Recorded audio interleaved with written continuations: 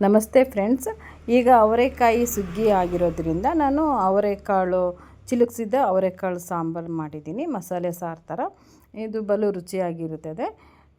ಎಲ್ಲದಕ್ಕೂ ಕಾಂಬಿನೇಷನ್ ಆಗುತ್ತದೆ. ರೊಟ್ಟಿ, ದೋಸೆ, ಮುದ್ದೆ ಎಲ್ಲ ಮಾಡ್ಕೋಬೋದು. ಇದಕ್ಕೆ ಬೇಕಾಗಿರೋದು ಈರುಳ್ಳಿ, ಬೆಳ್ಳುಳ್ಳಿ, ಶುಂಠಿ ಮತ್ತು ಟೊಮೊಟೊ. ನಾನು ಇದಿಷ್ಟನ್ನು ಚೆನ್ನಾಗಿ ಒಂದು ಸ್ಪೂನ್ ಎಣ್ಣೆ ಹಾಕ್ಕೊಂಬಿಟ್ಟು ಫ್ರೈ ಮಾಡ್ಕೊಳ್ತೀನಿ, ಬಿಸಿ ಮಾಡ್ಕೊಳ್ತೀನಿ. ಸ್ವಲ್ಪ ಬೆಚ್ಚಗೆ ಮಾಡಿಕೊಂಡ್ರೆ ಸಾಂಬಾರೆಲ್ಲ ರುಚಿ ಆಗ್ತದೆ ಅಂತ ಹೇಳಿ ನಾನು ಬಿಸಿ ಮಸಾಲೆನ ಹುರ್ಕೊಳ್ತಾ ಇದ್ದೀನಿ. ಈ ಥರ ಮಾಡಿಕೊಂಡ್ರೆ ಸಾರು ರುಚಿಯಾಗಿರ್ತದೆ. ಈ ವಿಡಿಯೋ ಪೂರ್ತಿ ನೋಡಿ, ಲೈಕ್ ಮಾಡಿ, ಶೇರ್ ಮಾಡಿ. ನೋಡಿ ಈ ಥರ ತೊಗೊಳ್ತೀನಿ. ಇದಕ್ಕೆ ಬೇಕಾಗಿರೋ ಮಸಾಲೆ ನಾನು ಖಾರದ ಪುಡಿ, ಅರಿಶಿನ ಪುಡಿ, ಗರಂ ಮಸಾಲ ಪುಡಿ ಮತ್ತು ಧನಿಯಾ ಪುಡಿ. ನಿಮಗೆ ಎಷ್ಟು ಬೇಕಾಗುತ್ತೋ ಅಂದಾಜು ಹಾಕ್ಕೋಬೋದು. ನಾನು ಹಸಿ ತೆಂಗಿನಕಾಯಿ ತುರಿದಿಟ್ಕೊಂಡಿದ್ದೆ. ಒಂದು ಬೌಲಷ್ಟು ತೊಗೊಂಡಿದ್ದೀನಿ ನಾನು, ಸಣ್ಣ ಬೌಲಲ್ಲಿ.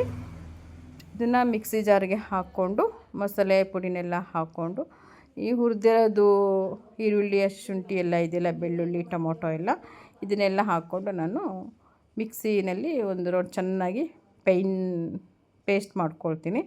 ಚೆನ್ನಾಗಿ ರುಬ್ಕೊಳ್ತೀನಿ. ಇದನ್ನು ನಾನು ಸ್ವಲ್ಪ ಸಣ್ಣಗೆ ರುಬ್ಕೊಂಡ್ರೆ ಸಾಂಬಾರೆಲ್ಲ ರುಚಿಯಾಗ್ತದೆ.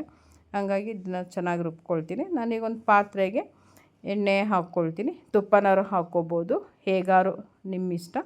ನಾನು ರಿಫೈಂಡ್ ಆಯಿಲೇ ಹಾಕ್ಕೊಂಡಿದ್ದೀನಿ. ಇದಕ್ಕೆ ಒಂದು 3 ಎಸಳು ಬೆಳ್ಳುಳ್ಳಿ ಹಾಕ್ತಾಯಿದ್ದೀನಿ. ಒಂದು ಈರುಳ್ಳಿ ಕಟ್ ಮಾಡಿ ಇಟ್ಕೊಂಡಿದ್ದೆ, ತೆಳುವಾಗಿ ಉದ್ದವಾಗಿ. ಈ ರೀತಿ ಹಾಕಿ ಒಂದು ಸ್ವಲ್ಪ ಫ್ರೈ ಮಾಡ್ಕೊಳ್ತೀನಿ. ಇದಕ್ಕೆ ಒಂದು ಆಲೂಗೆಡ್ಡೆ ಹಾಕ್ಕೊಳ್ತೀನಿ. ಆಲೂಗೆಡ್ಡೆ ಹಾಕ್ಕೊಂಡ್ರೆ ಸಾಂಬಾರು ರುಚಿಯಾಗಿರ್ತದೆ. ಅವರೆಕಾಳು ಜೊತೆ ಕಾಂಬಿನೇಷನ್ ಆಲೂಗೆಡ್ಡೆನೇ. ಮತ್ತು ಒಂದು ಅರ್ಧ ಟೊಮೊಟೊ ಹೆಚ್ಚಿ ಹಾಕ್ಕೊಳ್ತಾಯಿದ್ದೀನಿ ಒಗ್ಗರಣೆಗೆ. ತುಂಬ ಚೆನ್ನಾಗಿರುತ್ತೆ, ಅದನ್ನು ಹಾಕ್ತೀನಿ. ಮತ್ತು ಅವರೆಕಾಳು ನೋಡಿ ನಂತರ ಚಿಲುಕಿಸಿ ಇಟ್ಕೊಂಡಿದ್ದೀನಿ ಅವರೆಕಾಳನ್ನ. ಇದನ್ನು ಹಾಕ್ತಾಯಿದ್ದೀನಿ. ಈಗ ನಾನು ಒಂದು ನೆನೆಸಿ ಇಟ್ಕೊಂಡ್ಬಿಟ್ಟು ಚೆನ್ನಾಗಿ ಚಿಲುಕಿಸಿ ಇಟ್ಕೊಂಡಿದ್ದೀನಿ. ಒಳ್ಳೆ ದಪ್ಪ ಇರೋ ಕಾಳನ್ನೇ ತೊಗೊಬೇಕು, ಅವಾಗ ಸಾಂಬಾರು ರುಚಿಯಾಗಿರ್ತದೆ.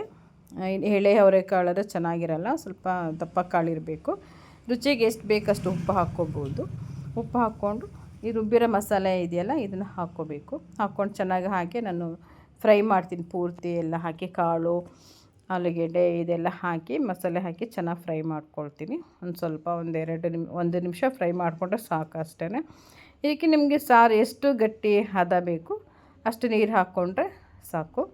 ನೋಡಿ ನಾನು ಎಷ್ಟು ಹದದಲ್ಲಿ ಹಾಕ್ಕೊಳ್ತಾ ಇದ್ದೀನಿ, ಏಕೆಂದರೆ ನಾನು ದೋಸೆಗೆ ಮಾಡ್ಕೊಳ್ತಾ ಇದ್ದೀನಿ. ಇದು ನಾನು ದೋಸೆಗೂ ಮಧ್ಯಾಹ್ನ ಸಾಂಬಾರಿಗೂ ಆಗುತ್ತೆ, ಸ್ವಲ್ಪ ಗಟ್ಟಿಯಾಗೆ ಮಾಡ್ಕೊಳ್ತಾ ಇದ್ದೀನಿ. ಮೇಲೆ ಸ್ವಲ್ಪ ಕೊತ್ತಂಬರಿ ಸೊಪ್ಪು ಹಾಕಿದರೆ ಸಾಕು. ಇದು ಸ್ವಲ್ಪ ಚೆನ್ನಾಗಿ ಕುದಿಸ್ಕೊಂಡ್ಬಿಟ್ರೆ ಕಾಳು ಬೇಗ ಬೇಯುತ್ತೆ ಇದು. ಏಕೆಂದರೆ ನೋಡಿ ಈ ಥರ ಚೆನ್ನಾಗಿ ಕುದಿಸ್ಕೋಬೇಕು ಚೆನ್ನಾಗಿ. ಇದರಲ್ಲೇ ಕಾಳೆಲ್ಲ ಚೆನ್ನಾಗಿ ಬೆಂದ್ಕೊಬಿಡುತ್ತೆ. ಹಾಗಾಗಿ ನೋಡಿ ಈ ರೀತಿ ಚೆನ್ನಾಗಿ ಕುದಿಸ್ಕೊಂಡು ಕಾಳು ಚೆನ್ನಾಗಿ ಬೇಯ್ದಿರುತ್ತೆ. ನೋಡಿ ಈ ಥರ ರೆಡಿ ಆಯಿತು ಸಾಂಬಾರು. ಆಗಲೇ ಬೇಗನೆ ಆಗುತ್ತೆ ಈ ಸಾರು. ಈ ಥರ ನಾನು ಇದಕ್ಕೆ ದೋಸೆ ಮಾಡ್ಕೊಂಡಿದ್ದೆ ನೋಡಿ. Thank you.